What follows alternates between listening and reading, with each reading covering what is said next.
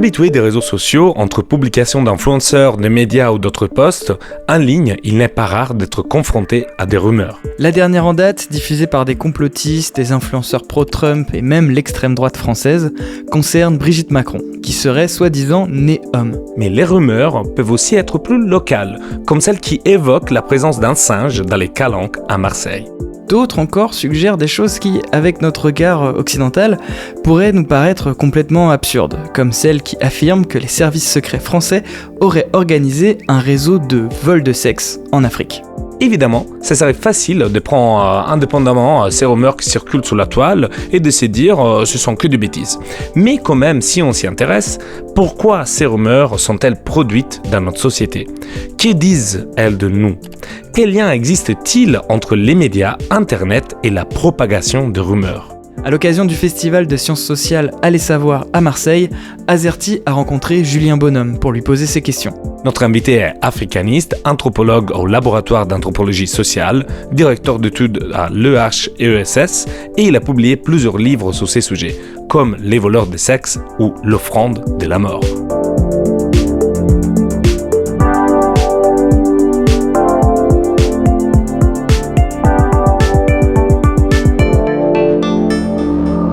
Ok, je lance Azerty.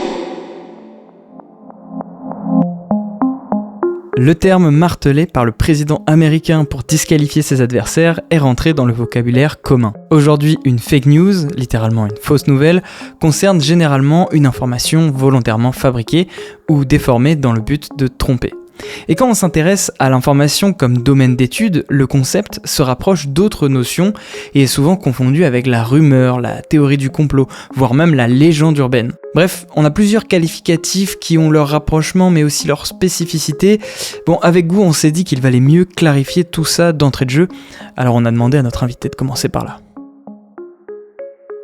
Effectivement, donc on a une constellation de choses qu'on peut regrouper sous la rubrique fausses nouvelles, rumeurs, fake news, canulars, théorie du complot, mais qui sont pas toutes forcément équivalentes. Par exemple, si on s'intéresse à la rumeur, parfois on la définit comme une fausse nouvelle qui se diffuse de manière virale. En réalité, il faut voir qu'une rumeur, elle peut être vraie ou fausse, elle peut s'avérer tout à fait vraie, il peut y avoir une rumeur qui est vérifiée, donc c'est plutôt une rumeur incertaine, dont la véracité ou la fausseté n'a pas encore été vérifiée. Et la fake news, c'est un petit peu différent au sens où fake news, qu'on traduit généralement infox en français, le mot valise entre information et intox, justement c'est l'idée que c'est une information qui est fausse, mais qui est mensongère, au sens où elle a été fabriquée intentionnellement par des individus ou un groupe, etc., dans le but de tromper le public et en la faisant passer pour une information vraie.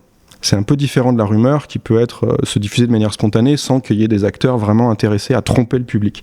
Le canular, là, c'est une fausse nouvelle qui est faite pour divertissement, tromper le public, mais sur le mode de l'amusement. À chaque fois, il faut dire que c'est des catégories compliquées, au sens où, souvent, rumeur, théorie du complot, fake news, c'est des catégories que les acteurs sur lesquels on travaille, les actrices sur lesquelles on travaille, eux-mêmes utilisent de manière polémique pour se disqualifier les uns les autres. Donc, une théorie du complot, c'est aussi quelqu'un qui accuse quelqu'un d'autre de diffuser une information ou quelque chose, une des théories, des discours comme étant complotiste. Donc c'est aussi un label, une étiquette utilisée par les acteurs eux-mêmes. Mais si on veut définir globalement ce que c'est qu'une théorie du complot, c'est un ensemble de discours qui va postuler que pour expliquer quelque chose dans des événements, la marche du monde, il y a une série d'acteurs cachés, dissimulés, qui se sont entendus ensemble pour cacher des vérités au grand public. Mais il faut voir que c'est pas forcément une catégorie objective, descriptive que le chercheur va utiliser, il va plutôt utiliser tous ces termes, y compris rumeurs, comme des labels, des étiquettes, parfois stigmatisantes, disqualifiantes, que vont utiliser les uns les autres pour dire ce que tu dis, c'est une théorie du complot, c'est qu'une rumeur, c'est des fake news. Le truc classique, c'est Trump, you're fake, quoi. Dès que des médias diffusent une information qui lui plaît pas, il va les accuser lui-même d'être fake, alors que c'est l'un des plus grands diffuseurs et producteurs de fake news.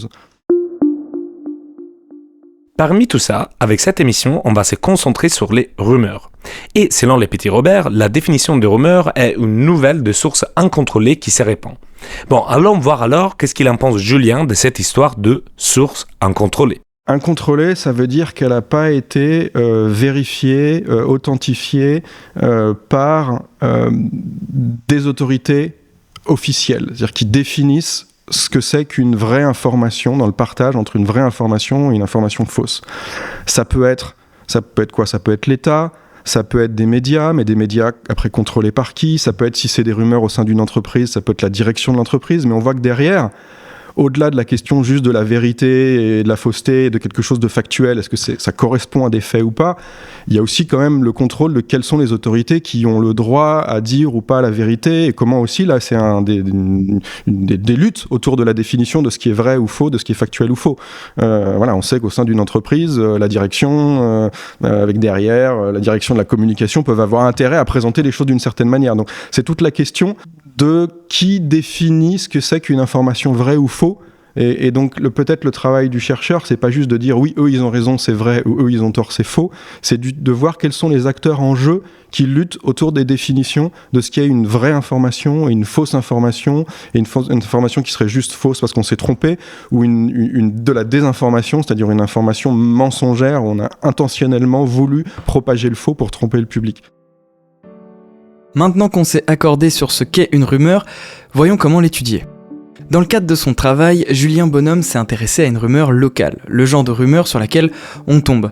À l'origine, son travail en Afrique ne portait pas sur le sujet, mais en constatant l'importance qu'avait prise la rumeur des voleurs de sexe dans l'espace public, il a réalisé que ce n'était pas un simple fait divers anecdotique et que la rumeur perdurait depuis plusieurs années. Pour étudier ce phénomène, il était difficile d'utiliser les outils classiques de l'anthropologie, basés sur l'immersion et sur l'observation.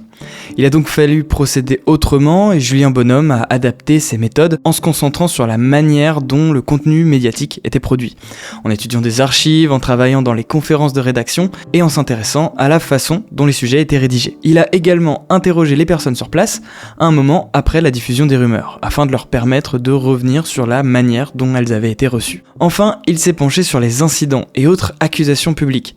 Ces rumeurs ont parfois pris corps dans des événements touchant de vraies personnes, et dans son travail, il est allé à la rencontre des différents individus concernés. Bon, ça c'était pour la méthodologie. Maintenant qu'on a évoqué à plusieurs reprises la rumeur principale sur laquelle a travaillé notre invité, entrons dans le vif du sujet. C'est quoi au juste exactement cette histoire de voleur de sexe ? Et comment cette rumeur a-t-elle pu se propager au point d'avoir un écho sur l'ensemble du continent africain ? Alors là, effectivement, la principale rumeur sur laquelle j'ai travaillé, c'est la rumeur des vols ou des voleurs de sexe, qui est une rumeur qui dit, pour donner le scénario un peu, que à la faveur d'une banale rencontre avec un inconnu dans l'espace public, ça peut être dans la rue, ça peut être sur un marché, ça peut être dans les transports collectifs des grandes villes africaines, il y a quelqu'un qui vous frôle, vous serre la main, et à la faveur de cette rencontre, vous pouvez perdre vos organes génitaux disparaissent. Donc ça concerne majoritairement des hommes. Donc le pénis disparaît, ou dans certaines versions, il rétrécit seulement. Ou alors il est inopérant, il marche plus, quoi. Et cette rumeur, du coup, elle a donné lieu à des accusations. Type, je viens de croiser ce type un peu louche, c'est lui, il m'a volé mon sexe, et sans même parfois vérifier, des foules peuvent se rassembler et violenter, bastonner, parfois même lyncher à mort la personne qui a été accusée. Et donc cette rumeur-là, d'après ce que moi j'ai pu mes recherches, elle est née au Nigeria au début des années 1970. Mais pendant 20 ans, 25 ans, elle circule un tout petit peu dans le pays, dans les pays voisins, mais elle reste assez locale, régionale. Et en fait, qu'est-ce qui se passe ? Au milieu des années 90, la rumeur, tout d'un coup, elle explose, au sens où elle devient vraiment une circulation transnationale, et elle va toucher quasiment toute l'Afrique de l'Ouest et une partie de l'Afrique centrale. Donc une vingtaine de pays, et plus du tout juste le Nigeria. Et pourquoi ça met 20 ans, et pourquoi tout d'un coup ça explose à ce moment-là ? C'est qu'il se passe quelque chose dans les années 90 dans beaucoup de pays d'Afrique, c'est une dérégulation du secteur des médias et de la communication, et l'émergence, alors que jusqu'à présent c'était plutôt une presse d'État contrôlée par le régime, mais en gros qu'est-ce qu'il y avait dans les pages des journaux ? C'était essentiellement, on relatait les faits et gestes du président, quoi. Là tout d'un coup il y a une presse populaire qui émerge, qui est commerciale, donc il s'agit de vendre et de faire de l'argent derrière, et du coup une presse populaire qui va s'emparer des faits divers, des choses les plus sensationnalistes, et les mettre en une et en parler dans ces colonnes. Et évidemment, des histoires comme les vols de sexe qui renvoient à des histoires de sorcellerie comme il en existe plus largement dans beaucoup de sociétés africaines, elles se mettent tout d'un coup à apparaître dans les médias. Et c'est grâce à ces médias, ou à cause de ces médias, ou en raison de ces nouveaux médias qui apparaissent, qui est la presse populaire, la radio aussi, qui joue un rôle très important avec les radios FM, que bam, la rumeur, elle explose, et que je peux plus retracer parfois de semaine en semaine, de mois en mois, comment elle passe du Nigeria au Cameroun, du Cameroun au Gabon, toute l'Afrique de l'Ouest, etc., et toucher en gros du Mali, même Mauritanie, jusqu'au Soudan et jusqu'en RDC, une bonne partie de l'Afrique. Donc les médias, c'est pas eux qui ont du tout inventé la rumeur, mais ils sont vraiment des acteurs absolument clés de sa diffusion à plus large échelle. Alors, que les rumeurs, elles soient liées à la démocratisation des médias, ça, je ne me l'attendais pas. Mais après, ça fait un petit moment que cette rumeur existe. Est-ce qu'elle est toujours d'actualité ? Est-ce qu'elle est restée toujours la même ou il y a eu des évolutions ? 1970, elle naît, enfin les années 70, 1990, elle s'internationalise, et là, c'est tout récemment, fin 2024, donc l'année dernière, la rumeur a été reprise dans des médias, et cette fois-ci, ils ont transformé le scénario, où tout d'un coup, la personne qui volait les sexes était plus un inconnu. Tout d'un coup, la rumeur avait changé. Le voleur de sexe, en réalité, c'était qui ? C'était Emmanuel Macron. Et pourquoi ? C'était la France derrière, et Emmanuel Macron orchestrerait au niveau international un grand trafic de sexe humain. Pourquoi ? Parce que la société française est dévirilisée, elle est en perte de vitesse au niveau démographique, et ils ont besoin de voler la vitalité africaine pour sauver finalement la société française. Et en fait, ce que j'ai pu étudier en travaillant sur cette dernière avatar, parce qu'une rumeur, elle se transforme à chaque fois qu'elle réapparaît, etc. Donc là, cette dernière transformation, c'était de montrer que c'était très clairement, là, cette fois-ci, non plus une rumeur née de manière et circulant de manière spontanée, mais clairement une fake news au sens d'une opération de désinformation orchestrée volontairement par des acteurs, et notamment par les agents de la désinformation pro-russe, les agents africains locaux de la désinformation pro-russe, dans la nouvelle sphère d'influence russe qui s'est créée dans les dernières années dans des pays d'Afrique de l'Ouest ou d'Afrique centrale, la Centrafrique, le Mali, etc. Donc là, ils ont repris la rumeur en disant, ben voilà, de manière finalement assez maligne, en disant il y a quelque chose qui a l'air de prendre une histoire qui culturellement, socialement est importante en Afrique, vu l'ampleur dans l'espace et dans le temps à laquelle elle circule, et donc on va l'utiliser pour la mettre au service de la propagande pro-russe en finalement insistant à nouveau pour exacerber le sentiment anti-français, assez classique de néocolonial et qui de fait renvoie à la présence française en Afrique depuis les indépendances, qui est une présence qui a une dimension effectivement néocoloniale de ce point de vue-là. Et donc là, ils ont dit, regardez, pendant des siècles, ils ont participé à la traite esclavagiste, ensuite à la colonisation, et même depuis, ils continuent d'exploiter économiquement les ressources naturelles du pays, et maintenant ils nous volent même notre ressource, notre force vitale. Donc évidemment, ça marchait bien. Mais moi, ce qui m'intéressait, c'était comment tout d'un coup, une rumeur se transforme en fake news par des acteurs qui ont intérêt à l'exploiter et à la détourner d'une certaine manière, à la transformer d'une certaine manière. Ce que j'ai montré, c'est qu'en fait, ça a peu marché sur les réseaux sociaux. C'est-à-dire, c'est resté relativement encapsulé dans les comptes, vrais ou faux, qui avait tendance à vraiment mettre intentionnellement en avant vraiment des informations qui allaient cibler la France, l'UE, l'ONU, etc. Et que ça n'a pas trop débordé sur le public plus large. Donc c'est resté un peu encapsulé dans les réseaux actifs de la désinformation, donc ça n'a pas vraiment marché. C'est plutôt une infox qui a pas marché, ça n'a pas pris, au sens où ils ont utilisé la rumeur pour créer une infox, mais l'infox n'a pas réussi à susciter quelque chose comme une rumeur, c'est-à-dire quelque chose qui après circule de manière, comme on dit, virale, par elle-même, de manière large, va se répandre, etc. Donc ça n'a pas trop marché.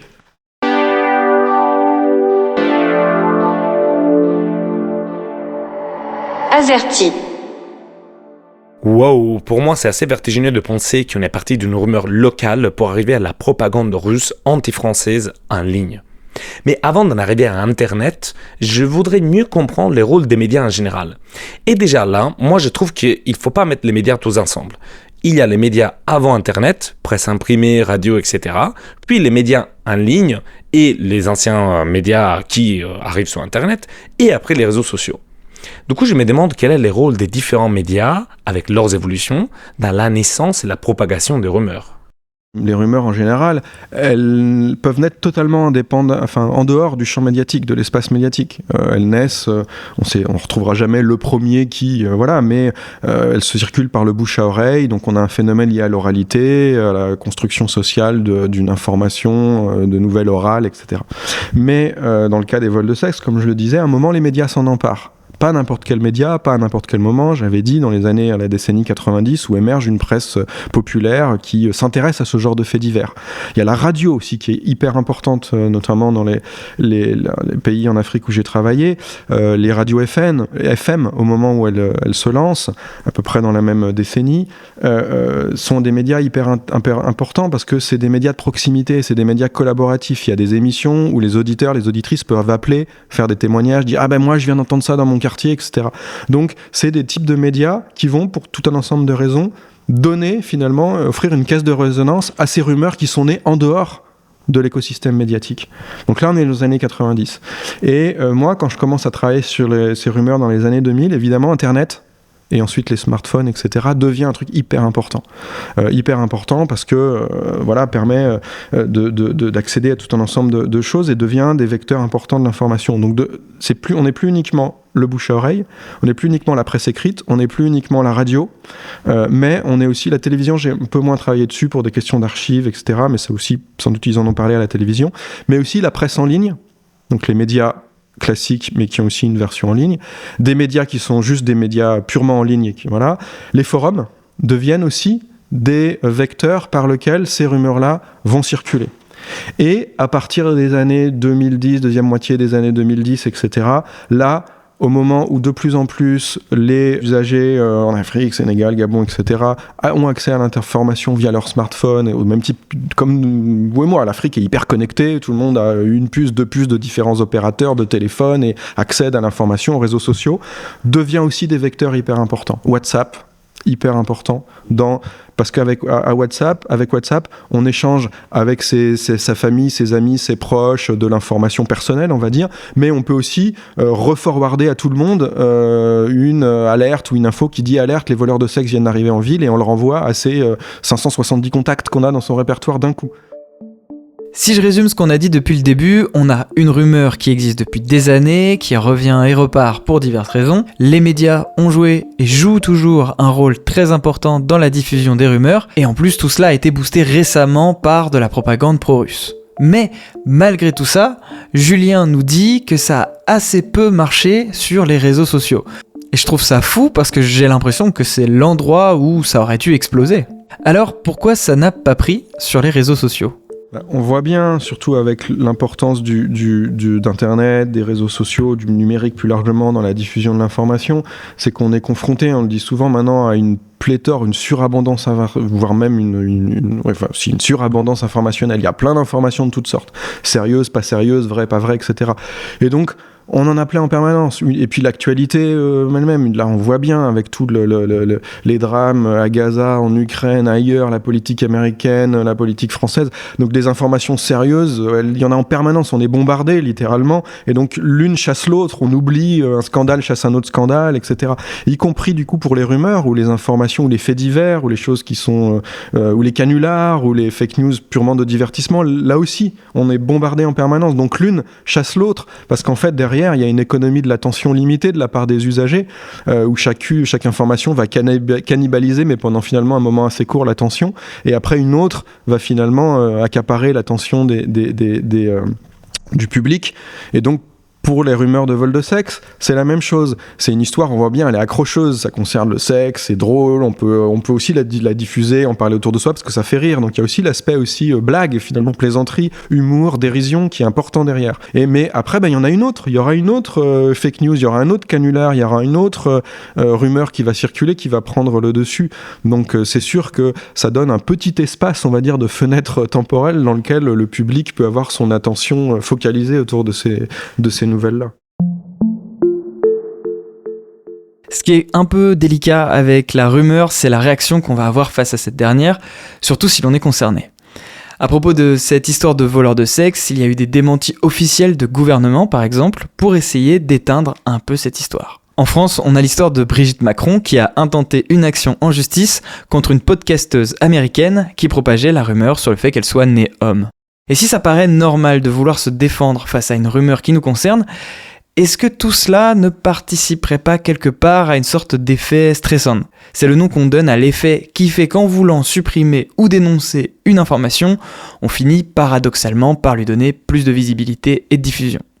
Bref, ça c'est la théorie, alors qu'en pense Julien Bonhomme. Est-ce que c'est utile de démentir une fausse information ? Démentir la rumeur est un exercice périlleux, parce que c'est finalement remettre une pièce dans la machine, c'est en reparler publiquement, donc ça veut dire qu'éventuellement des gens qui peut-être n'en auraient pas parlé ont plus de chances d'en entendre parler, et on sait que les gens qui sont déjà convaincus, ils vont pas du tout être convaincus par le démenti, au contraire, ils vont dire si les autorités dont on sait bien qu'elles arrêtent pas de nous mentir parce qu'elles font de la propagande en permanence, etc., disent que c'est pas vrai, en fait il y a pas de fumée sans feu, ça veut forcément dire que c'est vrai.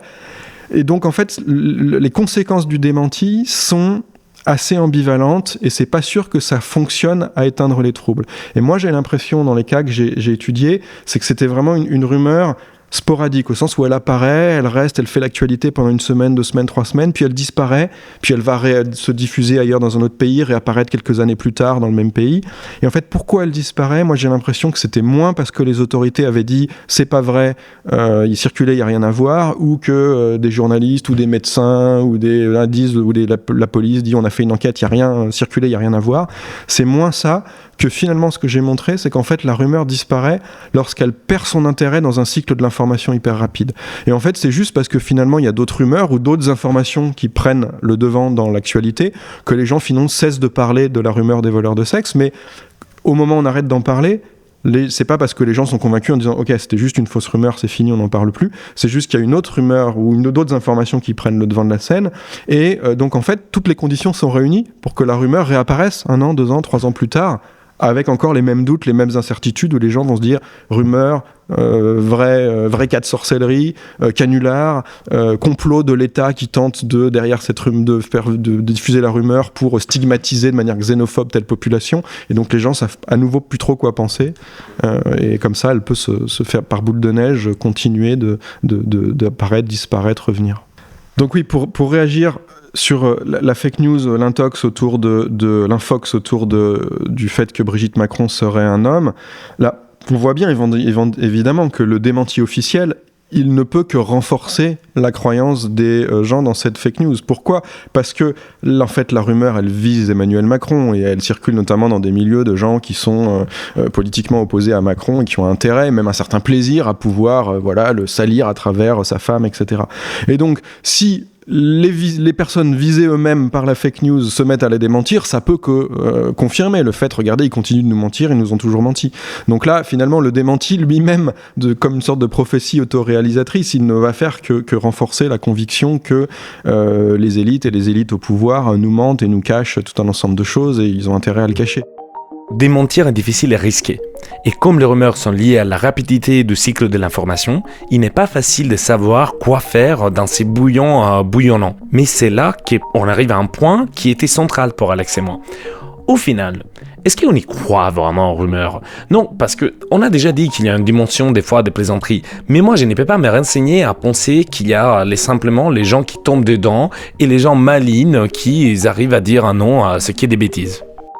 Je pense que c'est une des choses les plus importantes, c'est un des résultats les plus, je pense, solides de mes recherches et les plus importants, sur lesquels je veux insister de manière vraiment importante, notamment parce que c'est des rumeurs qui concernent l'Afrique et que je veux surtout éviter que mes travaux soient une manière de confirmer ou puis être récupérés en disant, ça confirme que le public africain est crédule, superstitieux, il croit à n'importe quoi, des histoires de sorcellerie.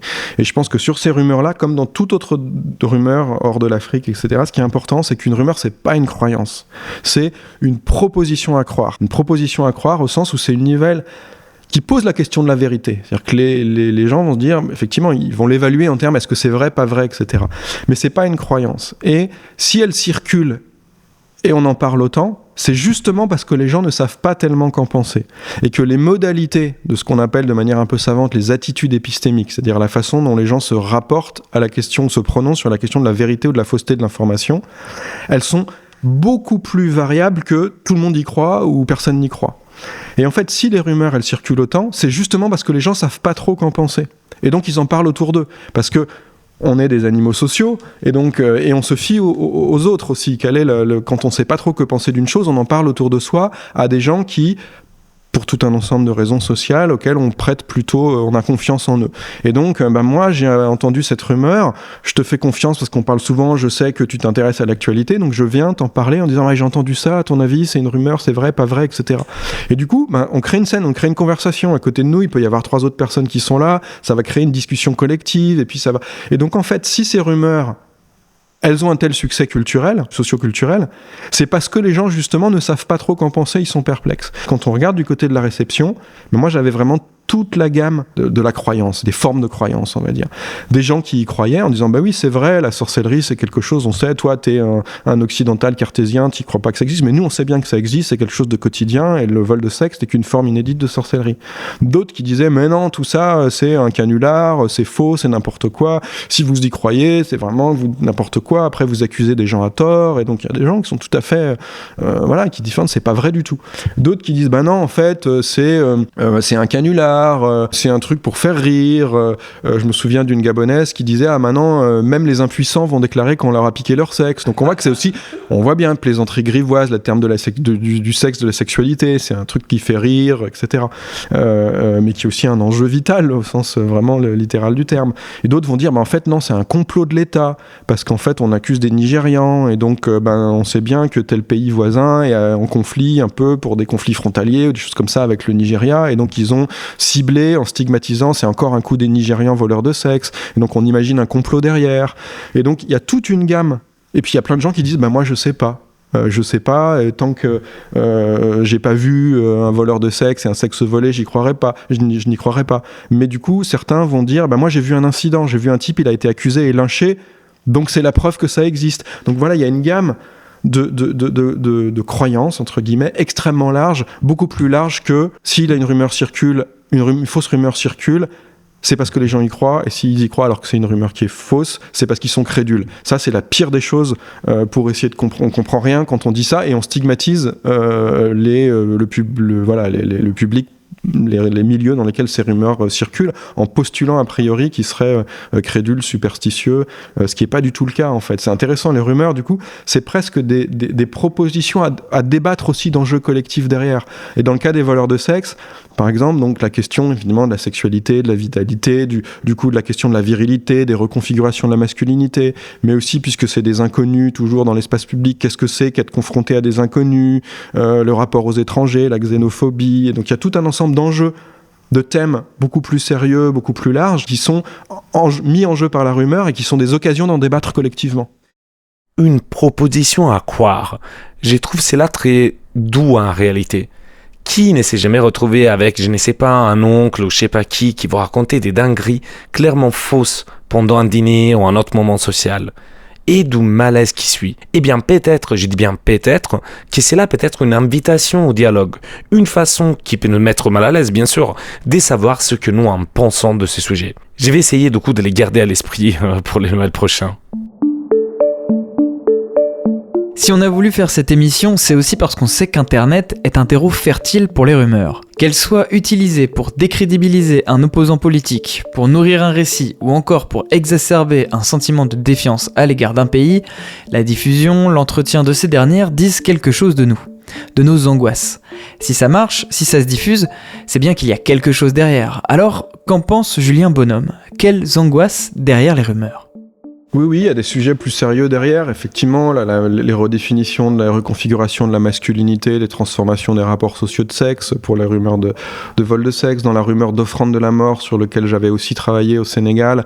Ce qui est en jeu derrière, c'est la charité religieuse et les tensions entre la charité et les politiques publiques autour de la mendicité à Dakar, par exemple, ou les tensions entre la charité religieuse, la redistribution, les égalités et et l'accroissement des inégalités entre riches et pauvres lors du tournant libéral au Sénégal avec l'élection d'Abdoulaye Wade à la présidence de la République. Donc comment est-ce qu'on fait espèce de tension entre une classe de nouveaux riches corrompus qui affiche ostentatoirement sa nouvelle richesse et les normes de la charité religieuse qui veulent de redistribuer. Donc c'est des sujets en fait beaucoup plus sérieux et d'actualité importants pour les sociétés dans lesquelles ces rumeurs circulent que permettent de mettre en scène de manière presque exagérée comme une sorte de miroir déformant, caricatural de ces rumeurs-là. Si la propagation des rumeurs est liée au cycle de l'information et à l'économie de l'attention, nos angoisses demeurent. Et quand Julien parle de légendes urbaines, cela me fait penser qu'Internet a ses propres modes d'expression de ces angoisses, sa propre mythologie, purement Internet. Les Slenderman, les espaces liminaux, les backrooms ou encore les différents creepypasta. Comment les gens, à travers les mondes, construisent des mythologies en ligne qui parlent d'un nous commun, ça c'est un sujet pour une autre fois. Mais il nous reste une question importante à poser à Julien.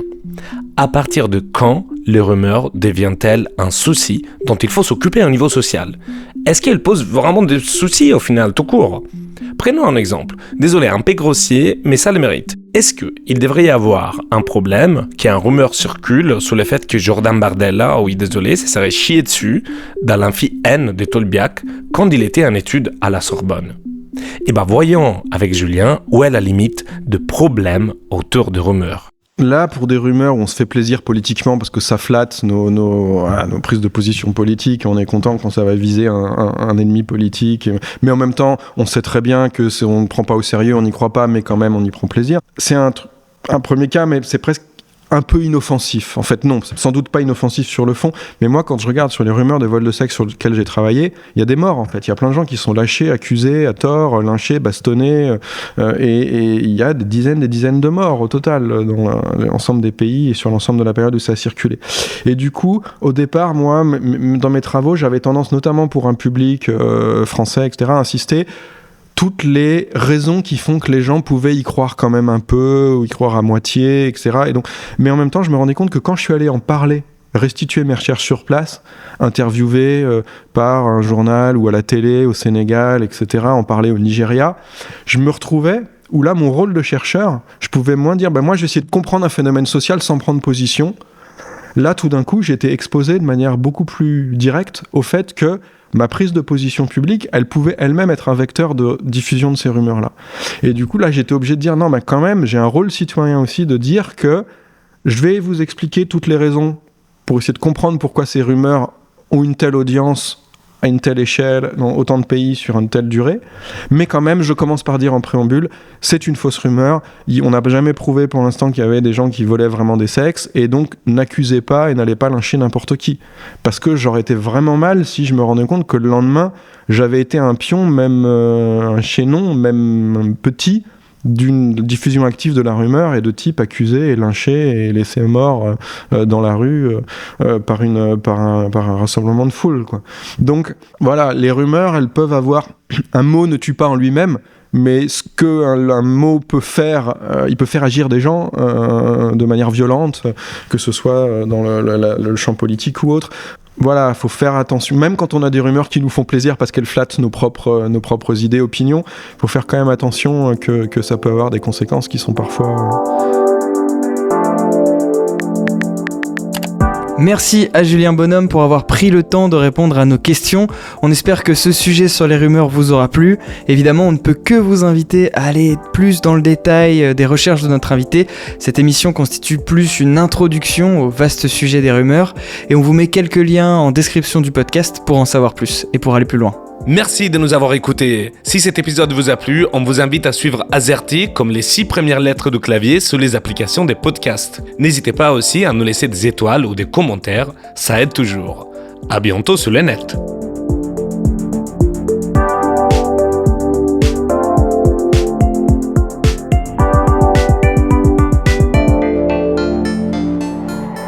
Azerty.